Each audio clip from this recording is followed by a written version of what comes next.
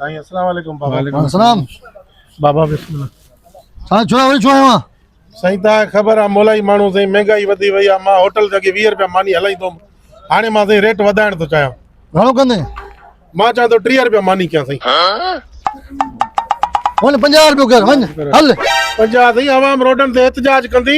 मां 5 ॼणा मुंहिंजा माण्हू मुंहिंजो घोट ठाहे तुंहिंजो कहिड़ो कमु तूं वञ 50 रुपया माण्हू खे लुट खा हल। सुभाणे आवाम ॻोठारा बिगड़नि त मुंहिंजो कमु आहे वरी मां बिरयानी देख लवां खवाए मुंहिंजे हथ में तुंहिंजे हथ में आ जा। बस मां सिलेट हणा थो वञी। हा हल 50 रुपया मानी कर। ॻाल्हि ॿुध असांजी मानी फ्री थी वॾेरो मां ईंदासीं।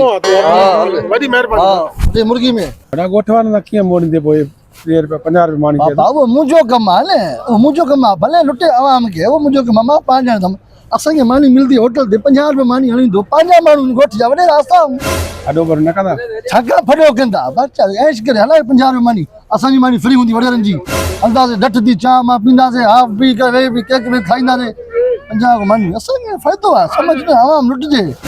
हा वॾेरा अच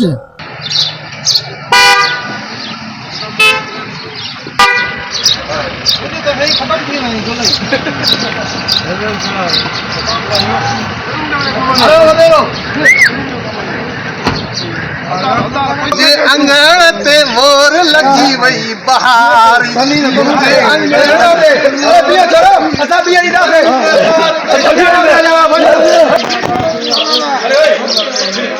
बयान करदा छा मसलो? मसलो साईं असां वॾो आहे असां वॾो वेतन आहे हे होटल हलाईंदो आहे असांजे ॻोठ में जंहिंमें ॻोठ वारा मानी वठंदा आहिनि पंहिंजे ॿचड़नि खे खाराईंदा आहिनि। मुसलसल मानी हलाए पियो 20 रुपया पहिरियों त 15 रुपया वरी 10-20 पेट्रोल चढ़ियो त वरी 20 कयईं हाणे वरी हिन मानी कई आहे 50 रुपए में छो? छोड़े 50 रुपया मानी कई थी आवाम सां ज़ुल्म कयो थी पुछा कयो थी मां साईं तव्हांखे त ख़बर आहे महांगाई थी वई आहे साईं। अॻे अटो मिलंदो हो जेको आहे 3000 में मण हाणे थी वियो 4500 5000 में। टोटा महांगा थी विया साईं गैस महांगो थी वियो गिह महांगो थी वियो साईं होटल जूं मज़ूरियूं वधी वियूं आहिनि। इन जे करे साईं मां मजबूरन 20 रुपया मानी त न पियो कमाए सघां। मां 50 रुपए मानी कई आहे वधीक तव्हां वॾा हो बा अबाओ जेको तव्हांजो हुकुम बाबा। तुंहिंजी जुरियत कीअं थी आहे तूं 50 रुपया मानी कई आहे तोखे शर्म नथो अचे? अस्तगफुरुल्लाह तोखे शर्म न आहे सभु दाई आहिनि तुंहिंजे मानी महांगी कई होटल ते हिकु अॻे पेट्रोल महांगो थी वियो आहे हे काॾे वेंदा ग़रीब? साईं जीअं तव्हांजो हुकुम बस बाबो वॾो वेठो आहे जीअं बाबो फ़ैसिलो करे साईं मुंहिंजा बि बचा आहिनि। अरे बस जेको वॾे जो फ़ैसिलो आहे उहा ई मानी थींदी 30 रुपया वॾेरा मानी थिए आवाम ताईं आई आहे बस 50 रुपया न 30 रुपया आहे सॼी खे राज़ी 30 रुपया मानी हला न त अहिड़ी हालत कंदासीं यादि कंदे।